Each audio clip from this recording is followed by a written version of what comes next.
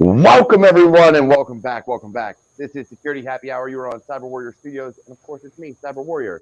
With me today, I have, as always, my partner in crime, one of my friends, father of Raices, Eric Bellardo. And also joining us today is an amazing group. We've got David Fraley at Makeshift down below. What's and we got up? Shiny Buttons, Jennifer Langford, over down in this corner somewhere.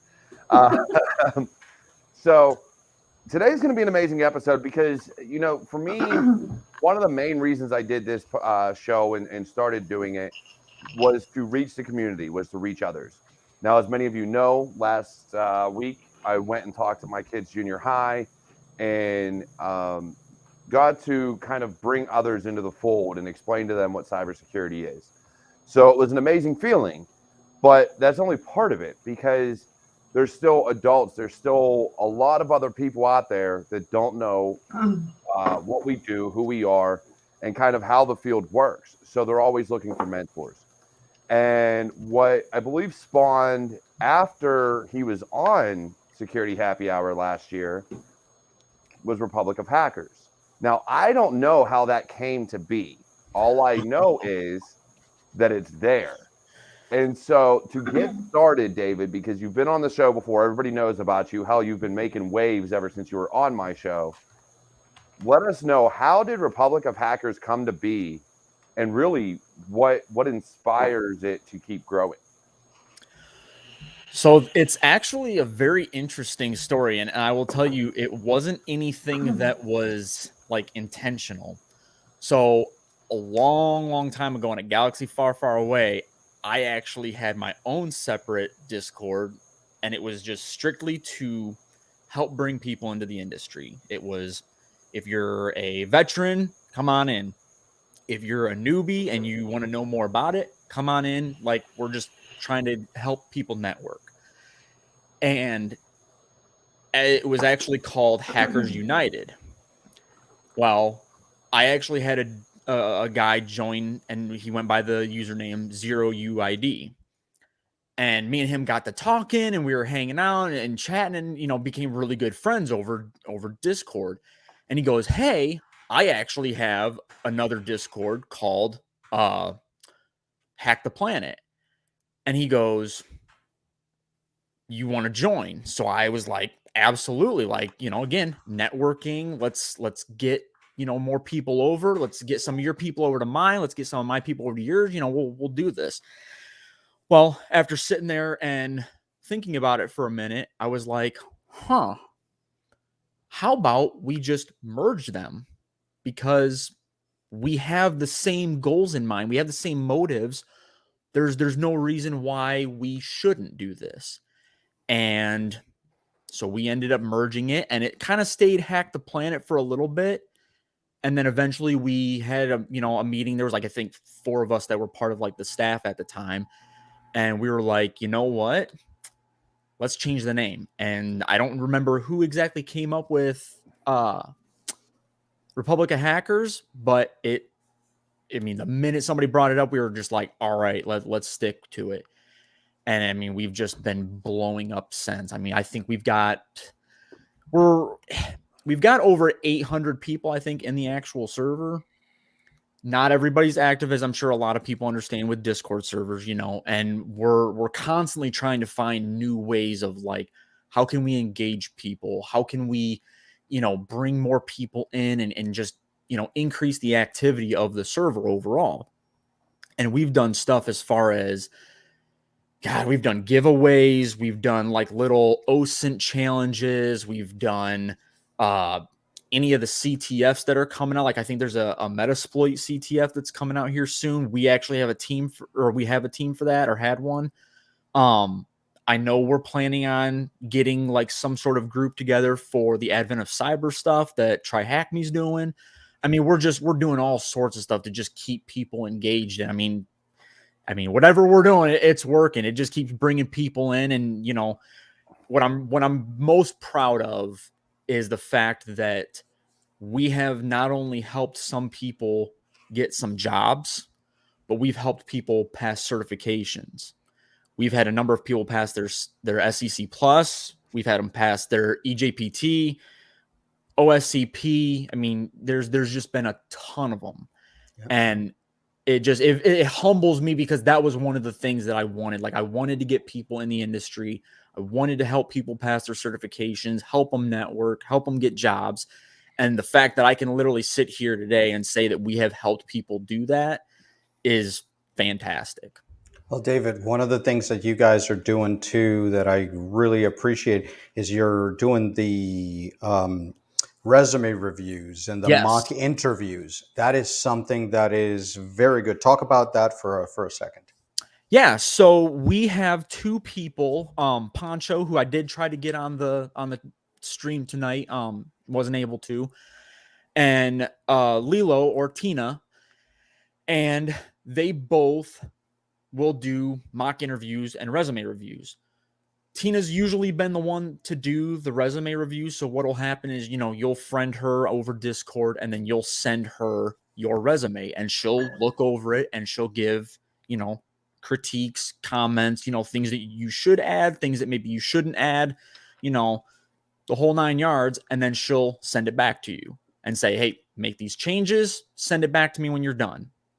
And I mean, I didn't even need to, but I just wanted to see like how the process was overall, so that if somebody were to come to me and ask me, hey, how does this work? I have some firsthand experience on it. Now, the mock interviews I haven't done, so I don't have a whole lot of, stuff to talk about on that, but I do know that we have had people go into the voice channels that we have on the server, and they'll sit there and they will ask them actual interview questions.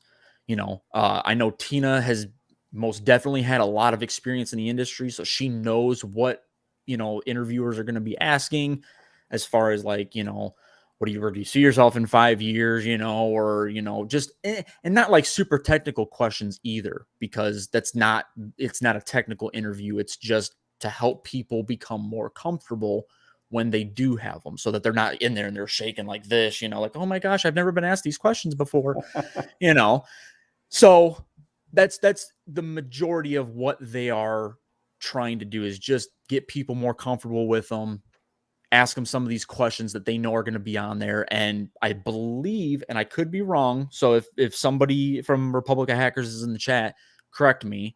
I do think Poncho might be helping out with those as well. And the only reason, because she just recently got hired in somewhere, so she's more familiar, with some of the more recent questions that they may be asking. Yeah, definitely. And it is amazing that you guys are doing this and what's going on. Initially, when I started my Discord server myself, it is something I wanted to build, but again, it depends on where your passions and your bandwidth and things like that lie. And just mine, I personally didn't have enough invested in Discord to really make it something great. And the 400 and some people I have, I think I have 3 that talk.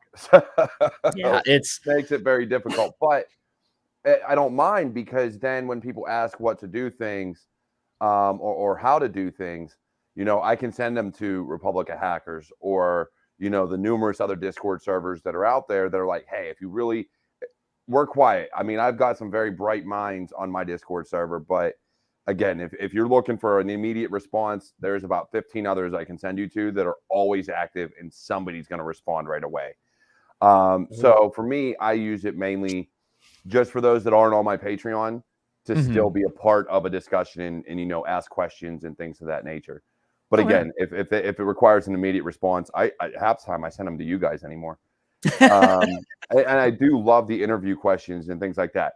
One of the things I will say, and one of the little quirks and wrenches I'm gonna throw into there, is I know the company I work for doesn't ask normal interview questions at all.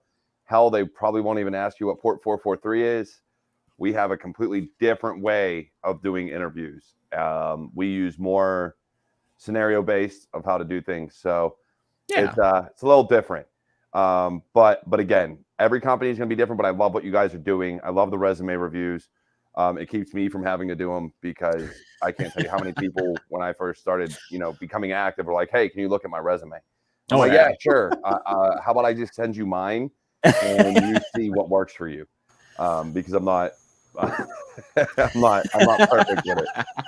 But getting into it, Jen, you were supposed to be on today, and bowed out until I And I said I was am. going to have Republic of Hackers on, and then you were like, "Hey, I'm a member. I'll join." So That's let right. us know what is it that you have gotten out of Republic of Hackers, and maybe give some insight on where you think they could improve and or reach more of a community or get more involvement outside of Twitter and Discord, and what is something you think Republic of Hackers could do to kind of improve their look in the field? That's a really good question, because first I would say, one, as David knows, I'm probably not as active, like as far as interacting with others on the Discord, but daily I am reading everything that is going on, and I have noticed it's just very warm, very positive, and extremely supportive group of individuals there.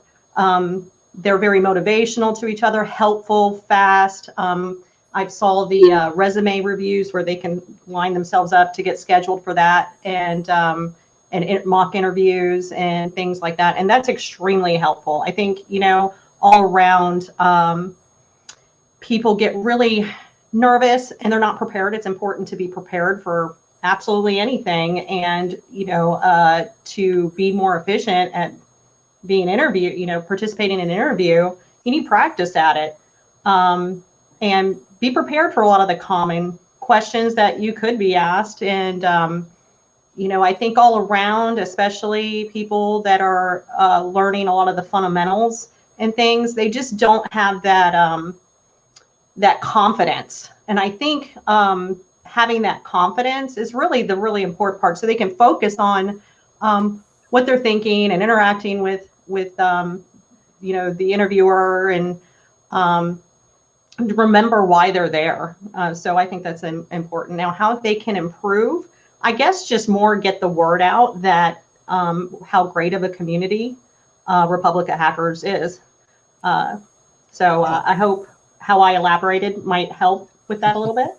All of them except there's this one person called the Raven. Oh, yeah. I don't know God, about he's that. a terror. We've been trying to get rid of him for years. Terror. I'm ducking because it's coming at me. He is awesome. No, look, and he's not watching this until probably tomorrow. He's not in the building today, so you'll be all right. But yeah, it's crazy to see, because again, we talk, even in Raices, we talk about community outreach and how we can reach more people, and that's been the big thing for all of us in the community, is how can we bring more people into the fold without them being scared, because there is a lot of negativity that you see. It's so hard to get a job, to interview, to get hired, to just everything. There's so much negative about the field that there's a reason hackers exist. Correction. There's a reason attackers and malicious people exist and do things. And that is because, when you go a year without a job, and I've got friends that have worked in fields they didn't want to work in because they spent a year trying to get a job in cybersecurity and what they really love, you tend to start thinking there's other ways to do things. And so your mind starts working, well, I need paid, I need money, and I want to do this job, so how am I going to do it? And that's where you start going more gray hat or black hat or whatever.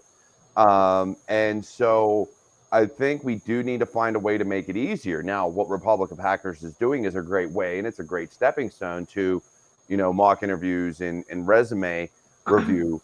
But we need to bring more people in and start doing a lot more. I think collaboratively doing more. DEF CON is expensive. Black Hat's expensive. All these conferences are pretty pretty pricey, and so if you don't know what the field is or what good can come from being in the field beyond just financial gain, but just the learning and the growth and just the community that is truly there to support you, I think we miss out on a lot. And let me add something about Republic of Hackers that I think it's very important for anybody coming into the field, because Republic of Hackers has a lot of new people that are coming in and learning the trade. And, as a new person coming into a place like Republic of Hackers, where you have the skill sets of some of the folks in there are, 15, 20-year veterans doing this stuff. And then you've got other people who are extremely technical. And then you have a newbie coming in there and seeing. One of the things that Republic of Hackers does is it has live, hack me, try hack me, or they're trying to pawn a box, and they do it live on the Discord for everybody to see the exercises and how to do it. But they don't make anybody feel like a newbie.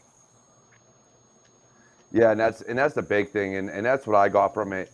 Because when I joined, actually, I think it was either Dave or Raven that pulled me in. I can't remember which one, but I got the invite and I joined. And I don't do a lot there, but again, I'm like a lot of other people. I'll go, and if I have a question, that's usually one of the first places I go. And I'm like, hey, who here knows scripting and can help me with a problem I'm having, or who here knows this, that, or the third? And I've gotten a lot of help from them. So, it's one of those things where, to your point, they're very helpful, and there's no question that's stupid. No. There's no such thing as, asking the wrong question or whatever. Now, you will still at times get, well, what have you done? What have you tried? That way we don't try to do the exact same thing again. And that's one of the points behind it, is if you can't explain yourself on what you've tried, it makes it hard to help you. And that's what I think a lot of people that are new to the field, or even in IT in general, they kind of miss the point on, is we're not telling you that you have to go out and be some whiz at Google. We're telling you, look, what have you tried? Because we don't want to do the exact same thing. And if you've tried nothing, well, there's a little bit of a problem with that, because you should have at least done some troubleshooting on what's wrong already. But again, we're still going to help. And even me in Republic of Hackers, I don't go in it as often as I should, but when I am there and I look at different questions, I see the same responses is, all right, what have you tried? Okay, try this, this, or this. If you haven't tried anything, it's like, well, you need to take that first step. You have to at least prove that you're willing to learn. And research is a big part of our industry that a lot of people fail to realize. Right? Well, you got to love to research, right? You got to love it and get really good at it. I was just going to mention, I know one of the things that kind of came to my mind that would be really helpful and kind of encourage more participation. There's an event with Advent of Cyber from THM that's going to be happening soon with Republic of Hackers. It's completely free. David probably can elaborate a lot more on that than I can, but that's something really productive. You had asked earlier. Yeah, I'm sorry. And it's for newbies. Yeah. Yes. Yeah. So for those of you that don't know what the Advent of Cyber is, it's pretty much a daily thing of every single day they'll release, like a new challenge or whatever, the entire month of December. And it literally will cover some extremely basic stuff, and we'll slowly start getting to being a little bit more advanced, but it is completely free, which is fantastic. Like, you don't have to have the VIP membership for them. You can do it completely for free. What I will suggest, and it's just because I had done Advent of Cyber for the first time last year, was it's almost, even if you just pay for the 1 month, it's almost beneficial to pay for that $10 to get the VIP. Reason for that is I believe if you pay for that, you're allowed to use use your own machine, and you get the VPN, open VPN like packet that you can download. The only reason why I say that is because when I was trying to do it last year and I hadn't paid for it yet, they have you use their like browser-based machine, and this is a very, very popular event. And so when you have that many people trying to use a browser-based, computer or whatever, it tends to get very laggy, and you notice it, and it doesn't make it very fun to to work on. But to go back also to the helping thing, it's one of those things that we're really, really trying to help people with is, again, if you're somebody that's new to the industry, you are more than welcome to join up and ask questions. When you're doing something like this, because we are going to be helping people get through these, the different challenges that Advent of Cyber is going to be, given to you guys, we don't mind answering questions. That's literally one of the main reasons why we are there.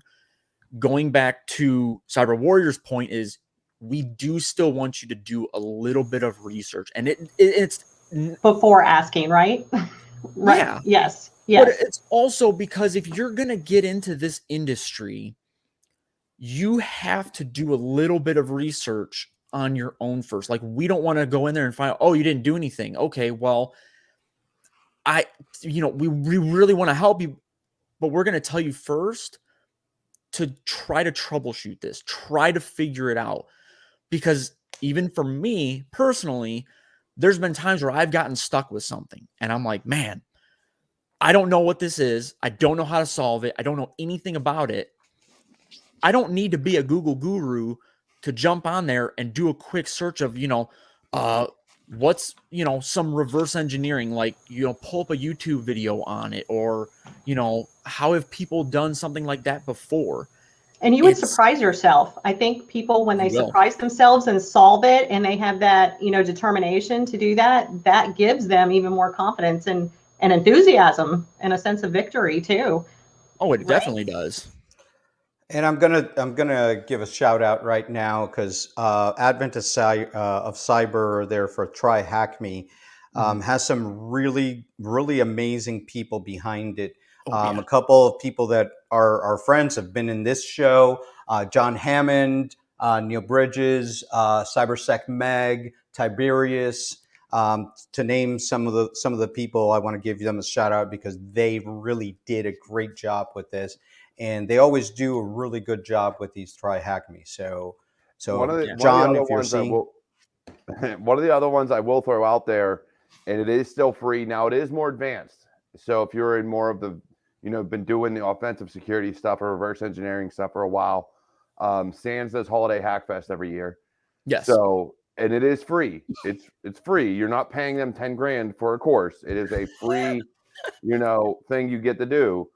So if you want to test your skills and see if you can actually win a course or win different things that they offer, it is a great opportunity to go in and do. And again, this just comes down to how you can learn and grow, and which is, again, what this show is about, is helping others. And which is why I was so happy to have Dave and Jen on, because Republic of Hackers has always been helping people since they came about. And I do think that having all these opportunities to learn for free, try out your skills, figure out what you know and don't know, where you need to research, how to research, those things are of vital importance in this field. And so doing something like a Try Hack Me or a Holiday Hackfest, if you're more advanced, even still, you're going to be researching on you're going to be looking up how to do things, regardless of which route you go. This year, I'm going to try to do Advent of Cyber. I've never done it before, but I figure it'll be fun to do. It's a blast. I don't know much about that SANS Fest. Could you tell me more about that? So Holiday Hackfest is always about a story. There's always a story behind it. I think they call it KringleCon. Somebody put it in there. And it's literally a game.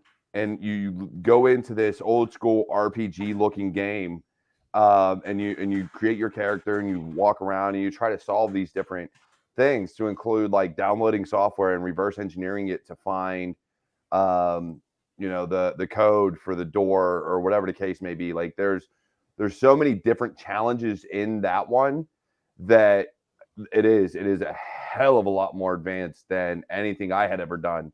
And at work, we did it last year, and it was fun. It was a good time. We do it where I work. We do it as a kind of a team building exercise to be like, hey, where are you at? What have you tried? What are you doing? I need help. I'm stuck. Like, did you get the key to this door? All right. Where did you get it? It's a big game. It's a puzzle. So unlike Try Hack Me, which is just a bunch of different challenges, kind of like how Try Hack Me does their regular rooms, SANS is an actual game. Like, you play this game, you can't, it doesn't give you challenges right away. You get one, then it's like, oh, you can go to a million other places, but you can't go here until you find the key. Well, who has the key? I got to go here and like talk to like 20 other people. Yeah, so you can play the You previous can? challenges. I didn't know that. Yeah, I they really- do still have the old Adventist. I don't think you get the, and I, again, correct me in the chat if I'm wrong. I don't think you still get like the certificate necessarily that you would for completing Adventist Cyber normally during their December timeframe. But I do know you can still, I believe, go back through and do all their courses. I think Holiday Hack Fest. I think Sans is the same way. Yeah, you can go through. You don't win anything. You don't do anything. You can just do the challenges, because it's like KringleCon 2020 was the website. You literally go there and it'll pull up the challenges. So, but yeah, I again, that's not guaranteed. I could be wrong. I'm probably wrong, but you never know. But yeah, so I do want to say for anybody listening on the podcast, anybody that's just listening to audio, there's a lot of comments that you missed and a lot of things that you don't get to see if you're not watching us live on YouTube. So please, if all you do is get the audio form, please at least come back, pull up the YouTube. I try to have the comments run live as we are doing this. So you get to see a lot more that you don't get to see if you're just listening. But going forward, where do you want, Dave, where do you want Republic of Hackers to go? What is your vision? Because you work with a lot of other people. I mean, you and Josh, and I've seen lately, like I did, you partnered with Cyber Supply Drop. You're doing a lot of good things with them and trying to help Josh Mason out in what Cyber Supply Drop is doing. So what is it? Where do you intend, like how far do you want to take Republic of Hackers? Or do you want to keep it kind of where it's at to just like a Discord, Twitter type of thing? Because I don't see you guys very much else right now. So without giving too terribly much away, because we do still have some stuff in the in the works. There's a lot that we really want to do with this. We definitely want to extend our reach, and really, because I mean, we're still I would still kind of consider us to be somewhat underground. Like we're not mainstream, I guess, and I do really want to get our name out there further, to a point where maybe I think, and I can say this, we are trying to do something at DEF CON next year for DEF CON 30. I'm going to try to be there. I know a couple other people are going to be there. We're going to try to do a giant Republic of Hackers meetup.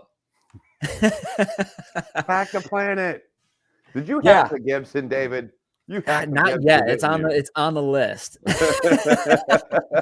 and for all of you that have not been to the Discord, there is a Hack the Planet group chats in there with the Gibson in there.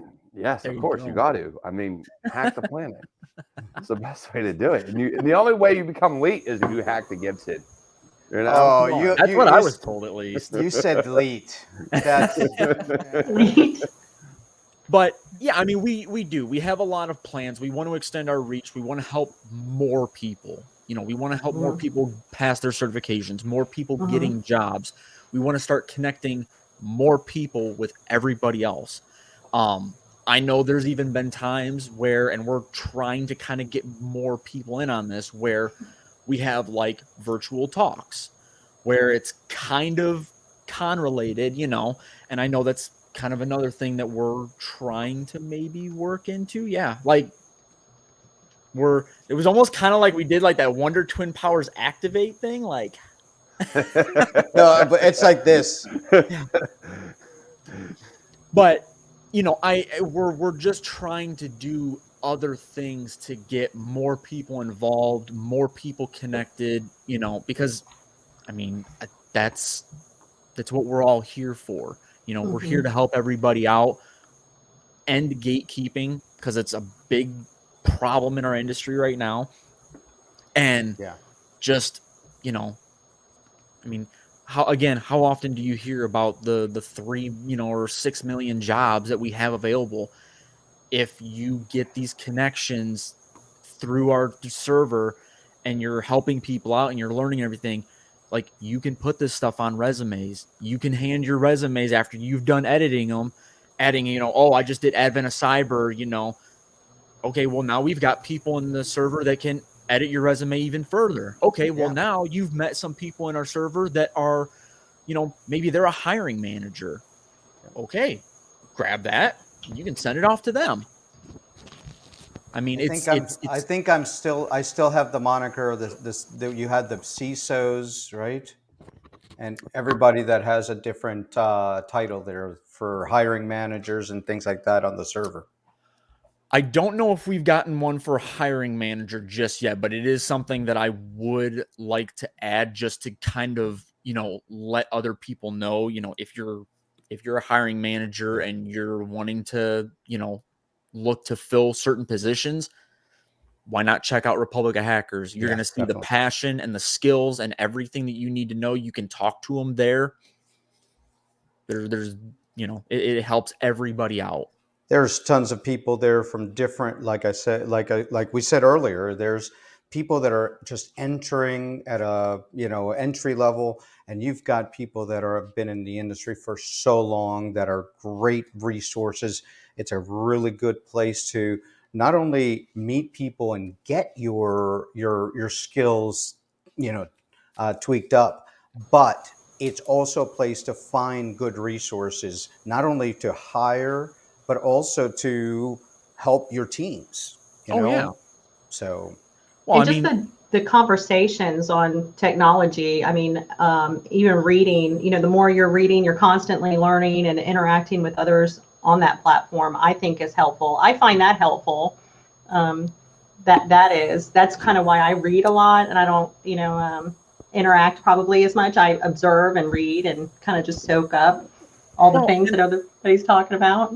You laughing at me over there, Eric? They're always beating up on me. I don't know why. Every time I go in the server, there's this guy called Zero UID. An easy target, man. Well, come on. You're really you, Eric. Of course, we're gonna pick on you. But we'll share, like, sometimes if there's like a new CVE that we think is, interesting, we'll post it, and we'll post a link to like what that CV, entails.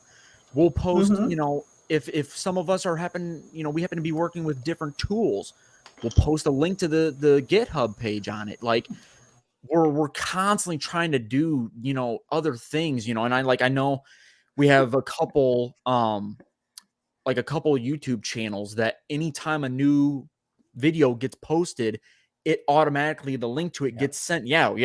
This channel is one of them. That video will get linked down into that channel so that you can watch it. So you don't have to, go to YouTube, but you'll still get the view. Anytime there's like a new, I've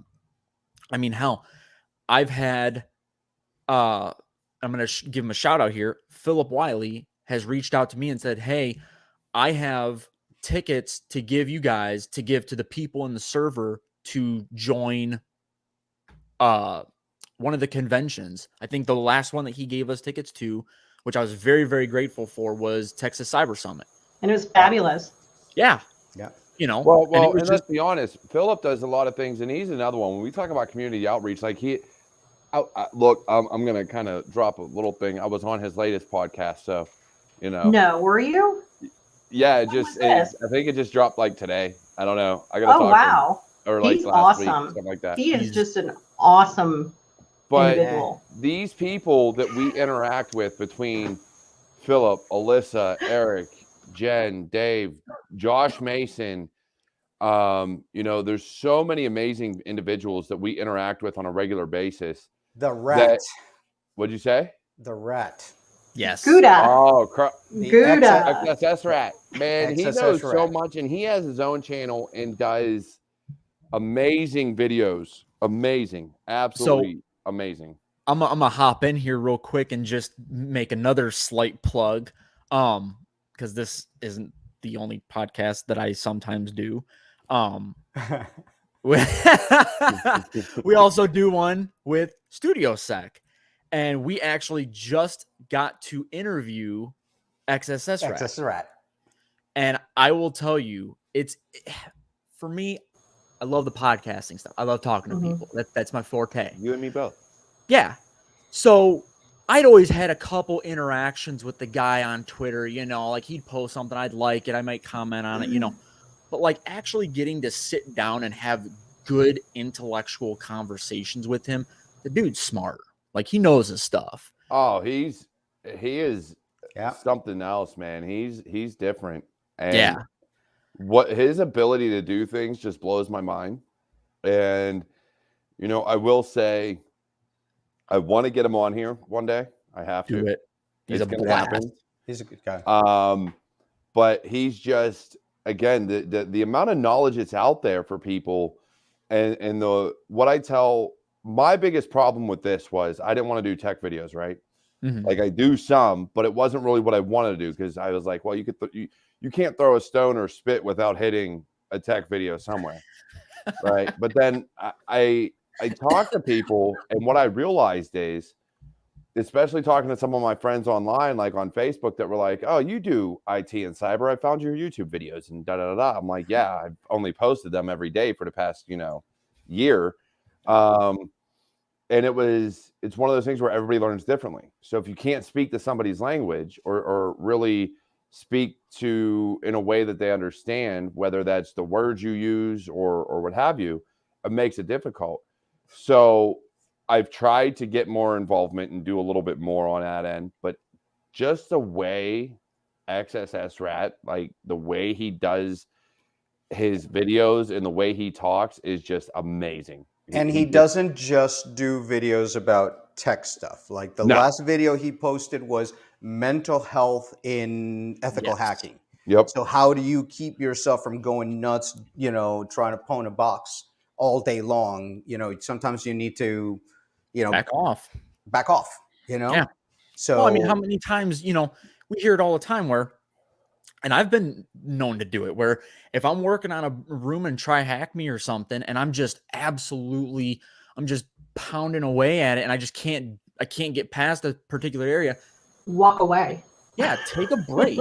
Step away for 10, 15 minutes, maybe even an hour. Mm-hmm. Go off and do something else. Mm-hmm. Because then what's going to happen, and at least it's only happened to me even a couple times, but it does happen, is while you're off doing another thing, you're sitting there and all of a sudden it just goes boom. And you're just like, well, shit, I know exactly what I need to do. And then you go into it, and it's just like this overwhelming sense of accomplishment that you're like, one, I figured it out on my own, you know, and two, I freaking did it, man. Mm-hmm. Yeah. And that'll give you also the confidence to, you know, persevere later and understand yourself and where that balance is, because it's all about balance. And what's even better, even more than that, is the fact that if anybody else is stuck on that box in that particular spot, you now have the knowledge to nudge them in the right direction. Don't give them the answer. Thing. But you said the key word there is nudge. Nudge. And this, when look, when it comes to interacting with the community as a whole, and even individual people, that is one of the things that I'd like to get across, is you don't want to give answers. No. And so many people will come at you and be like, oh, I'm struggling on this. Do you know what the answer is? And there are people that will give you the answer. But the reality of it is you don't learn that way. So you don't want that. When I was going through my courses and doing things like Net Wars and stuff like that through SANS in the Army, we had teams, right? So it was like this team against this team against this team against this team. But there were two of us, maybe three in the class, that probably should have been on the same team, but we weren't. So we didn't do this whole team concept. What we did was I'd go to him like, dude, I'm stuck. Well, which question? This one. Did you look at this? Shit. No. All right, let me go do that. And so I'd go look at it and figure it out. And then he'd come to me and he'd be like, hey, I'm stuck on this. I'm like, did you look at this? Fuck. No. All right. So he'd go do it. So, but it wasn't given an answer. It was just, did you look at like this folder or this whatever? And I did have a problem, you know, when I was going through my OSCP. I was in a big group, you know, we had a group chat going on, and of the lab boxes. And I had a guy, and honestly, it irked me to no end, because he wanted the answer. And I told him, I was like, all right, look, you've gone this far. Do you know how to crack a Windows password? Well, no. All right. A quick Google search will show you. So what you want to do is crack a Windows password. The files are there. You've already got access to everything you need. The files are there. Crack the Windows passwords. And he was like, well, how do I do that? Just mimicat. Just mimicat everything. Mimicat everything. All right.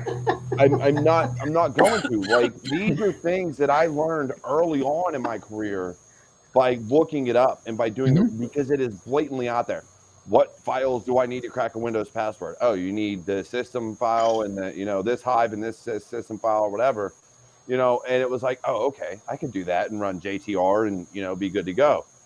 But other people are just like, give me no, dude, no, I am not going to spell it out for you. I'm not. And I want you, and the reason is I don't want to be a dick. I just want you to learn. I have a comment. I have a comment for all of you to discuss. Mary just put something brilliant. Go ahead. Oh, God. And Derek, something you said I wanted to touch base on too after all this, just so I don't forget. Please answer this question down below, right? How does that make you feel real quick for Mary? How does it? Yeah, what did you Google? Unless, one of my observations is the more that you get better at researching, people that have been doing it for years that are in this industry longer, they just instinctually know how to, and they know all the resources, even where to find something they may not remember or haven't even learned or whatever. They get better at that Googling. I think. But the question of when someone asks you, what do I Google? Like that, what to Google. Let's be honest. The problem you're trying to solve. Think about it. It. That's part of it. I mean, that's going to incorporate into your troubleshooting skills. You need to develop them alone. That kind of ties in what I was going to say. There are different periods when, I've been into computers since I was a teenager. Can kind of feel like that I'm independent on accomplishing a goal, whatever that goal is. But as I was studying cybersecurity, it got frustrating to me when I would interact with different people and they didn't want to, I know this is going to maybe even sound wrong, they didn't want to teach me this, or they didn't want to give me the answer when I'm already frustrated. And, that kind of ate at me. And then I realized they were doing me a favor by saying, no, I'm not going to do that for you. But I felt like it was insulting. Like, no, I've really tried already. So I kind of felt like the odds were against me, and it really wasn't that way. It took me a long time to realize that. I just felt like that needed to be said. Yeah. And I talked about that in an earlier episode. I had a senior master sergeant in the Air Force who knew the servers, knew the network inside and out. And I knew she had so much tribal knowledge behind what was going on that if I ran into a problem, I'd go to her. Her first question always to me, did you look it up? No, because I know you'll have the answer. Nope. Go back and figure it out. Shit. All right. And I normally find the answer, but it was a lot easier to just go to someone that knew. And I didn't realize they're even busy. You should. I want to hear what David is going to say on this one. Well, when somebody asks me, what do I Google? My first question to them is, well, what question are you asking me? And they go, well, this. And I'm like, Google that. Yeah. Come on. I'm not going to give you the answer. I'm not even going to tell you what you need to Google. I'm going to nudge you in the direction to get you to kind of figure it out, because eventually you're going to get to a point where you have a job and you're, again, you can ask your employees and everything, but you're going to be expected to do this stuff on your own. And I'm going to be honest with you. There are times even where I work right now where I have a question and I'm like, oh, I could definitely just ask one of my fellow employees. Like, why not? And as I'm typing out the question to them, I sit back and I go, hold on a minute. I'm going to Google this first, because I know that they're going to ask me what have I done some research on yet? And I will do extensive research before then I go, okay, I couldn't find the answer, but here's what I've done. And I'll type a freaking book for them. First chapter of a Harry Potter book, just done. And most of the task is actually, finding the answer and or even having retained that knowledge anyway, and being more current because things change. You have to find it. So that's the research is most of it. Yeah, and it's like I say all the time in the different shows that we're in. A lot of people know technology, but they don't know what the technology does for real. Mm-hmm. Everybody has a phone, everybody has a computer, but you ask them to go one layer deep on there and they probably don't know. The same thing with Googling, okay? People think that it's just hit the search bar, but there's a deeper way to do it, and it's called Google dorking. Mm-hmm. And knowing how to use an actual search bar, that's something that anybody needs to be taught because there's so many things. The Google dorks that are out there, Eric, and everybody else listening, you can find anything. And if you're like, oh, I know it was on this site, but I don't know where. Okay, in URL or in site or whatever. And people don't know that. It'll literally just search that site for the term you're looking for or the file you're looking for. So if you know the basics of what you're looking for, the Google dorks are amazing. And yes, if you're in cybersecurity and don't know what Google dorks are, start doing your research because that's where your OSINT comes in. And you can find so many files and just PII and so much stuff out there that will benefit a company you're working for, because you can literally look at them and be like, hey, look, I ran this one search and found all these files that say, for in-office use only or PII or confidential. Like, this stuff exists, and Google dorks are how you find it. They truly are. Well, and the thing is too is, and I'm going to kind of take the outside approach on this. Even if you're not in cybersecurity, if you're working, in IT or shit, I mean, you could be working on a freaking book report for school. Knowing how to utilize the search engine to really get the details of what you're looking for and narrow down your search. Because, I mean, how often, if you typed in what is Google dorking into Google, I can guarantee you're going to have over probably 1 million pages posting a whole bunch of stuff.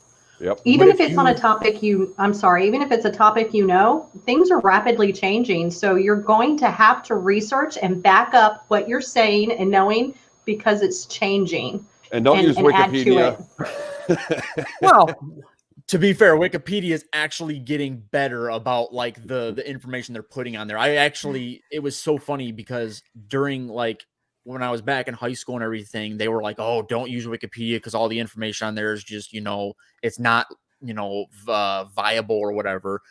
And then as I got into college and I was doing reports and everything, they were like, no, you can use it. And I'm like, everything I've been told is a lie. Information on wrestlers. Like, that's how I know a wrestler's history is by going on Wikipedia. Let's be honest. But yeah, it's like, if you Google something, like how to hack. I mean, you're going to get 1 million different pages that tell you that. But if you use Google dorks and you start getting keywords and types of files and all that other stuff, you can really narrow down your search to maybe 1,000 instead of having 1 million different pages. Like, it's just, I don't know. So I didn't mean to make that noise for you, Dave, because I was going to say, I'm like, saying was true. It was this question that Eric just popped up on the, What? This one? Oh, no. Not that one? That's what I was looking at. No, I have the best answer to that. Okay, because we get hit with this all the time. All day long. Either how to be a red team, how to be a pen tester, how to be a hacker. I just want to jump straight into hacking. My first question is, what do you already know? Because you can't just jump into red teaming because you've popped shell on one machine on try hack me or hack the box. That's not going to work. If you want to be a penetration tester, I'm not even a penetration tester yet. There is a slew of different things and tools and technologies that you have to be able to understand. And I'm not saying you have to memorize every single, command to run through a Linux command line, but you have to be able to have a ton of notes and have just your basic fundamental knowledge of all this different stuff. I'm a red teamer. Yeah, that's for sure. Like, and that's one of the things I will say is beyond just, popping shells and things like that. What a lot of people don't understand is pen testing is a lot of report writing. Yeah. So if you can't do technical writing, which is a lot of to the point writing, like I found this is the issue, and this is how you fix it. So you not only have to know the offensive of how you broke in, but how you resolve that issue. Red teaming, you're going to do the same thing, but you're more quiet, right? At least that's the way I view it. You do a lot more, and red teaming is a lot more AV evasion. You're really evasion. A lot of red teamers, a lot of good red teamers out there will write their own exploits or modify exploits so that they can bypass EDR and all these other things. So as a red teamer, that is a true offensive person, and you'll have on a team a physical security expert, an exploit person. And, you'll have various people along the way to do different things. As a pen tester, you're going to run all your tools. But let's be honest, and let's really be truthful here. If your company pays for Cobalt Strike, that's what a lot of your major attackers are using right now anyway. So just drop Cobalt Strike and see if you can bypass whatever EDR they're using. I'm gonna give it a go on this one, because I have an actual presentation. I'm preparing for the Tactical Edge conference, December 15, 16. So tacticaledge.co. Look it up. My talk is, how do you get into cybersecurity? Is blue or red the way to go? Okay, so it's we're tackling all the hard ones tonight. It's the hard one, right? So a lot of times you need to. This is what I've always thought, and again, this is in my own opinion. Okay, in my honest opinion. Never. I got a niche. Okay, so I love you, Eric. You have to know what you have before you know what you're trying to break.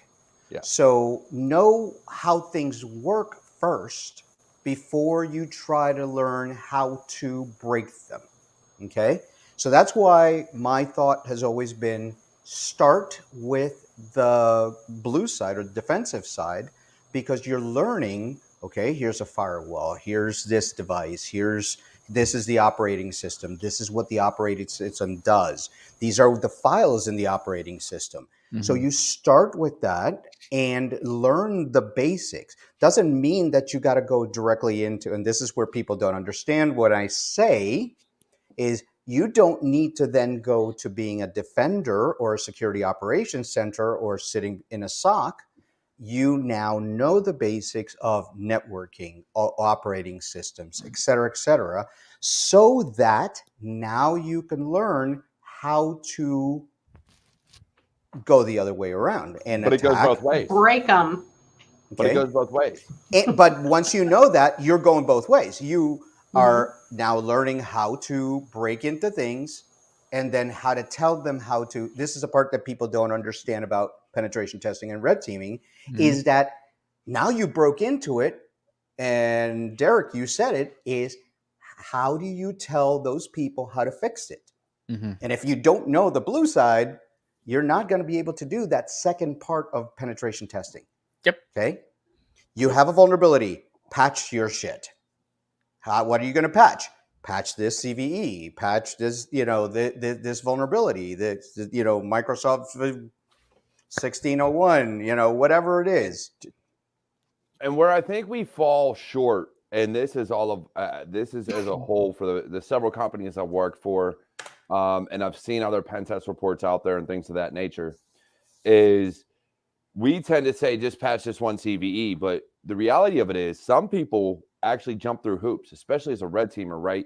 You're going to go through a low or a medium or a high vulnerability before you hit that critical that's going to give you privilege escalation and give you domain credentials.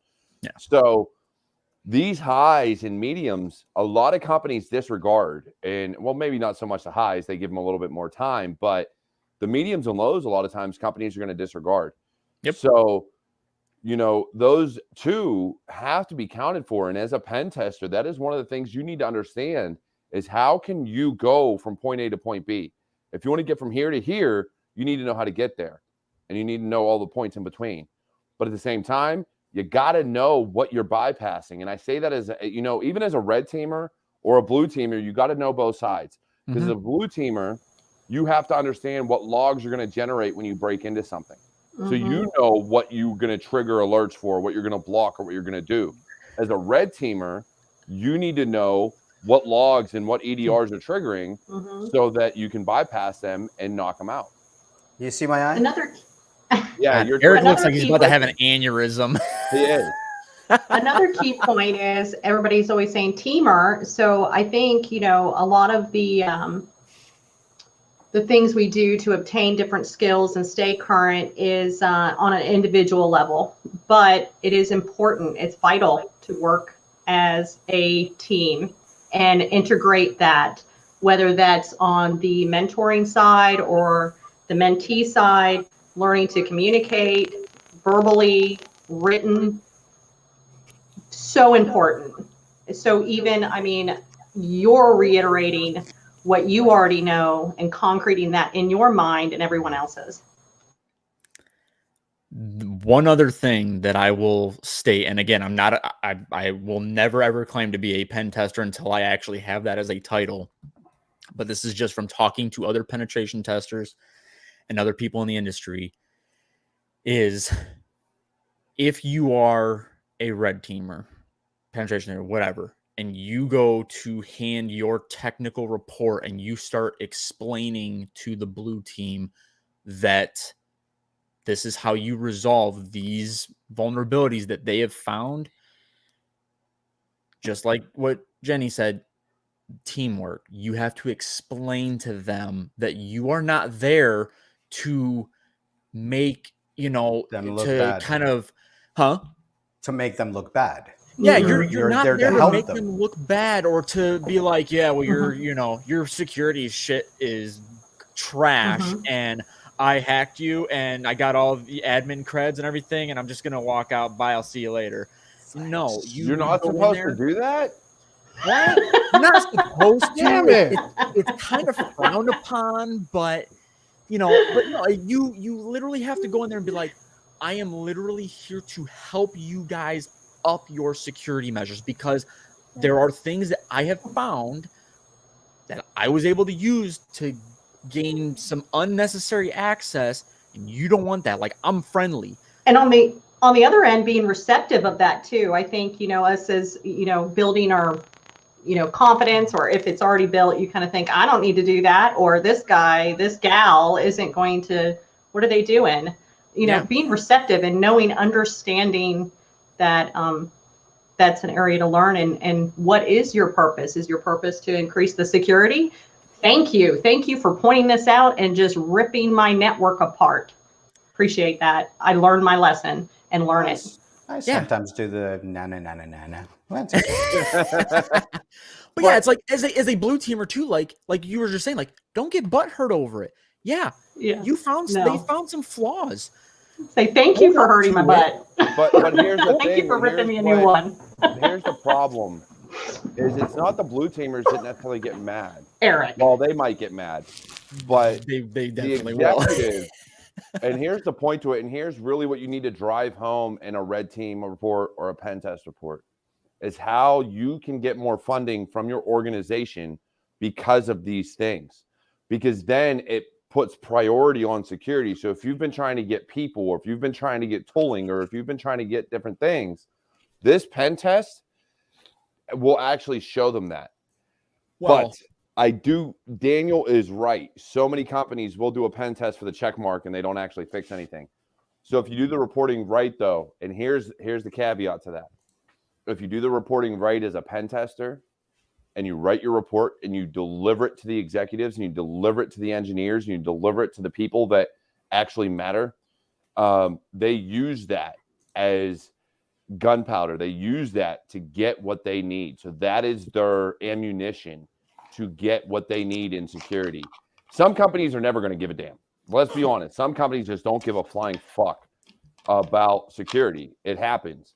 But the actual companies that care, those reports, especially, when delivered and written properly, give you that ammunition to get whatever you need as an organization. Well, and there's two things. I do want to go back and talk to, or kind of touch on them doing the check mark. Is for a lot of companies, they'll do multiple pen tests during a year. If they do the one pen test and they're like, yeah, these are the vulnerabilities we found, this is how to remediate them, the whole 9 yards. If they come back and they're like, pen testers aren't stupid. Like, they have a list of stuff too of going, okay, for this company, these were the vulnerabilities that we, found. Let's check to see if they actually remediated them or if they just left them open. And if they left them open, you're going to get your shit hacked again. Yep. And I love the retests. The retest a couple of months later, you gave them the report, you come back, you do a retest to verify the vulnerabilities, and nothing's been fixed. Yeah. And the thing too to go back to getting, using these pen tests to not only generate some more budget money going towards security, whether that's more people or shiny new objects or new software, whatever you want to call it, is when you have that, non-technical report that you've written to the C-level executives, when you're presenting that to them, you have to put in there monetary values and explain to them that if this does not get patched, if these things do not get fixed, they will lose money. That is the only way you're going to speak to them. You start throwing shit like, oh, you're going to lose, you could have 1,800 accounts, lost. That doesn't mean jack shit to them. If you tell them, if you could have a $1.2 million loss of revenue, they're going to be like, the fuck did you just say to me? Like, money's going where? I'm losing it. Okay. Let's start dumping some into security. Let's get this figured out, because they don't want to lose money. That's their biggest thing. And that comes down to turning security from an expense to a viable resource. Yes. And that's the thing, is so many companies look at security as an expense. So, it goes against business operations. You're making my job harder. You're doing all these other things, blah, blah, blah, blah, blah. They do it all the time. But the reality of it is, through these pen tests, through all this other stuff, you are making it to where it becomes more viable to have security than to not. And Daniel just put up, I have insurance for that. I made that comment on a previous episode. There are changes coming to cyber insurance. A lot of companies now are going and looking that you did your due diligence to secure your network, to secure your assets and your data. If you have not done so, if your pen test was a check mark and they go through and say, did you make these changes, and you say no, guess what? You're not getting paid out by the insurance company. Yeah. So with that, it's making it a lot harder for them to get. And one of the big ones right now to tell you is the Capital Pipeline. Yep. Okay. They had cyber insurance. The only thing the cyber insurance paid for was their ransomware money. Other than that, they said all the fixes, all the things that you have to do to recover, that's on you because your security was poor. Yeah. Yep. And here's another thing too. A lot of businesses are very well known for doing this, and we just touched on it before too, is they do just enough to check the boxes. Oh, we're doing a SOC audit? Okay, we'll do just enough to cover that. Oh, a PCI audit? Just enough to check these boxes. Stop. Do more. Because if you're doing just enough to check these boxes, to pass these audits, homeboy, you ain't doing enough. You got to do more. The checkbox thing bothers me. It's always going to bother me. It's never going to change. Even as a consultant, I get aggravated when I see clients do just the bare minimum. But it's the way of the world, right? I got to keep my job, so I got to get to where you're at least passing the check boxes, right? So it is what it is. Look, we're over the top of the hour. I do want to say this, and I'm gonna let Eric talk on it. There's a conference coming up next Saturday, December 4th. It is free to everybody. Eric, let them know what it is. All right. So Raices CyberCon, it's our first virtual con that Raices has. We're going to have keynote speech by Representative Lou Correa from California. We're going to have CISOs. We're going to have folks in the hiring. So there's going to be a lot of topics for everybody. It's a free conference. Go to www.raicescyber. I'm going to put it up here in a second. All right, go to raicescyber.org.